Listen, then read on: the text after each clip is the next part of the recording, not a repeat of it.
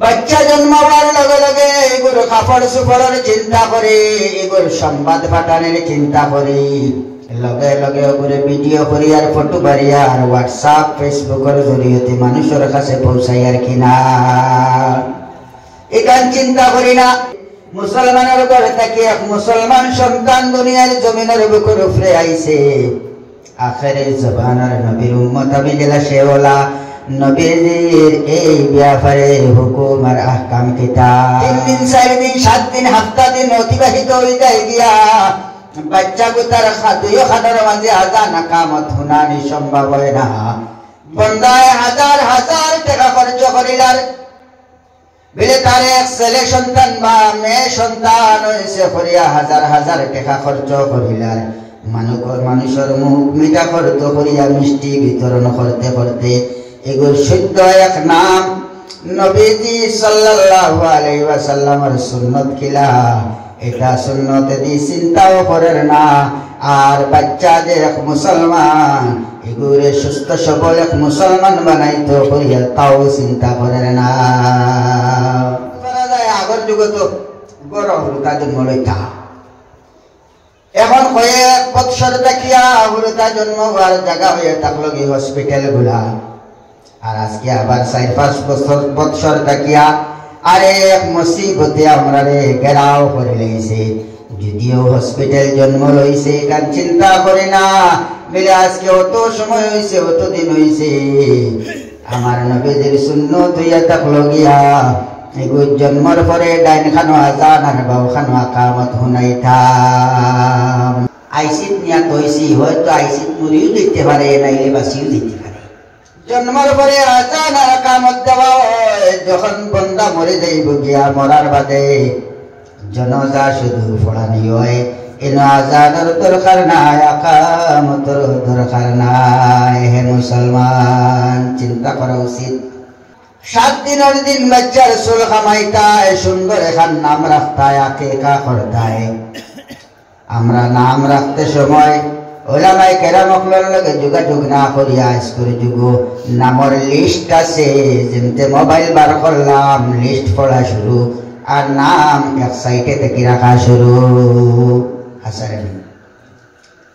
দেখা যায় আরবে লিস্ট গুলা আছে, যদিও আরবে নাম আছে আপনি কইরা কোরআনের মধ্যে আরবিতে নাম ওগুলা আছে। দেখা যায় মসজিদ মিয়া সাহেব বলে নামাজ পড়াইতে সময় প্রায় ওটা নাম আপনার উচ্চারণ করুন। আমি আপনার কোরআন তাকিয়া হলা এক নাম রাখি তৈ দিছি, কোরআন তাকিয়া নাম রাখি তৈ দিছো। কোরআনের মাঝে ফিরাউনের নাম আছে না নাই? কোরআনের মাঝে ফিরাউনের নাম আছে, আবু লহবের নাম আছে, আল্লাহর দুশমন হলোর নামও আল্লাহ পরওয়ারদিগারে আলামে কোরআনে পাকের মধ্যে উল্লেখ করছেন। এর লাগিয়া খা কোন অর্থ কোন শব্দের অর্থটা কিতা আপনি আমি জানা সম্ভব নাই। এর লাগে আমি আশা বকল মাতায়া সুন্দর এক নাম লুটাইতাম যে নাম দরিয়া খাল কিয়ামতের দিন আল্লাহ পরওয়ারদিগারে আলামে এই বাচ্চারে আপনার নাম বাচ্চার নাম দরিয়া জান্নাতে ডাকিয়া নিতা। সুলুক সাই প্রায় অবশ্য মানছে করবে সুলুক সাই দিয়া তাহলে ওজন দিয়া সুন্দর করে ওজন দিয়া তারপরে মান রুফা সদকার কিমত সদকা করে লিখতায়। তৈব কিতা as-sadaqatu taruddul bala wa tazidu fil umar।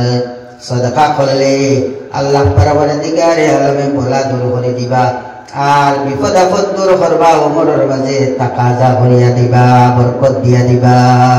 এরপরেও বাচ্চা যখন মার গর্ভের মাঝে আছে মায় ওলা আল্লাহ বিল্লাহ তাসবিহ তাহলিল কোরআন তিলাওয়াত করতাম, ওলা বদ্দি ওলা দিনদারের মাঝে রইতাম, বদ্দিনের ওলা বিসর্জন দিতাম, বদ্দিনের ওলা হরাইতাম। যাতে খেয়াল রাখতাম আমার ঘর তাকিয়া আনেওয়ালা সন্তান আজ না 2 দিন পরেও বলা আইতে আছে। আজকে যদি তারে কুলো লইয়া আপনি দেখানো করবাই ওকে পেটের মাঝে তাকি তাকিয়া রেকর্ড করব নাই। দুনিয়ার মাঝে আবার পরে যখন আপনার অন করা হইব ভলিউম অন করা হওয়ার লগে লগে তার আপনার মার গর্ভ থাকা অবস্থায় যেখান রেকর্ড হইছিল ওখানে বারোই বলি না বারোই তো নাই। গর্ভবতী বেটিও বেটায়ও গান বাজাইতে দ্বিধাবোধ করেন না বলে আমার পরিবার গর্ভবতী। এই ঘরের মাঝে সদায় সর্বদাই পুরুষেও তিলাবত করতো, আল্লাহ বিল্লাহ করতো, নমাজ পড়তো, বালাত করতো, ঘরের মাঝে দিত। মহিলায় সেই তদ্রুপ হিসাবে যেলা দিনদারি রাখতে লাগে ওলা দিনদারির মাঝে দেখিয়া জিন্দেগি অতিবাহিত করতা। আমার ভাই মুসলমান মা বলি নকল বাপ ভাই অকল আব্দুল কাদের জিলানী রহমতুল্লাহ আলাইহি ছোট বাচ্চা মক্তবর মাঝে গেছন। মক্তবর মাঝে গেছন, ইমাম সাহাবে সবক দেবা শুরু করছন।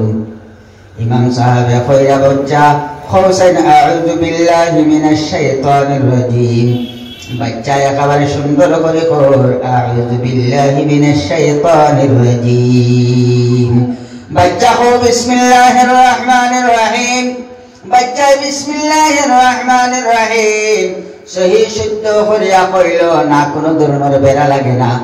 ইমাম সাহাবে চিন্তা করলা বাচ্চার আউযু বিল্লাহ বিসমিল্লাহর মাঝে বেড়া লাগছে না, খালি আমি মুখ থেকে বাহির করছি, বুঝা গেছে তার ভিতরে তৈয়ার করে তুয়া থেও লগে লগে বাহির করে লাইছে।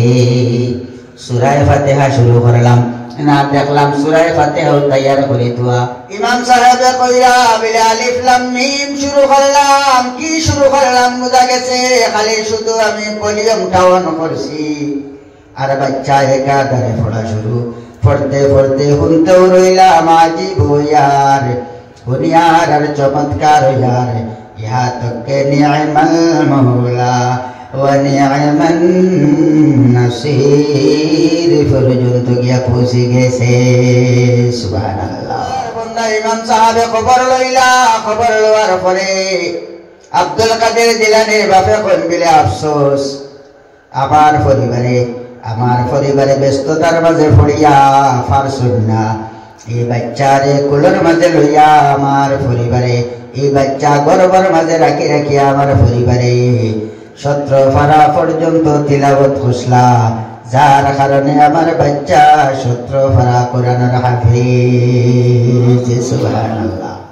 আপনার আমার খামখেয়ালের কারণে যদি কোনো বাচ্চা দুজখের মাঝে যায়, তাহলে কাল কিয়ামতের দিন আল্লাহ পরবর্তীকার আলমে তার উপরে দুজখের ফয়সালা করার লগে লগে আল্লাহ পরবর্তীকার আলমের দরবার আপিল করব আর কইব রে আল্লাহ আমরা যারাই গুমরা বানাইছেন, এতে শয়তানে গুমরা বানাব চাহে, মানুষে গুমরা বানাব রে আল্লাহ। ও আল্লাহ তাআলা এরারে আমরা সামনে আনো রে আল্লাহ, আর আনিয়া আমরা সামনার মাঝে আনো, আমরা তারারে ফাউতরে তৈয়াওয়ালা ফাউ দিয়াওয়ালা ও ভাবে আপনার তারারে দেখতাম, ফাউ দিয়াওয়ালা ফসলাইতাম, যাতে তারা অপমানিত আর লাঞ্ছিত বঞ্চিত সমাজ সারার সম্মুখে সেই দিন আপনি আমি যদি দুনিয়ার জমিনের বুকুর উপরে থাকা অবস্থা, জীবিত থাকা অবস্থা বাচ্চা ভিতরে দিকে দিয়া, সন্তান সকলের দিকে দিয়া আপনি আমি যদি শুদ্ধ পরবরিশ করি না আর শুদ্ধ চকুশি নেই না, কাল কিয়ামতের দিন আপনার আমার লাঞ্ছিত বঞ্চিত হয়, আপনার দরবিক দরতরায় আর দুঃখ সীমা হইতরায় রে ভাই। হাসান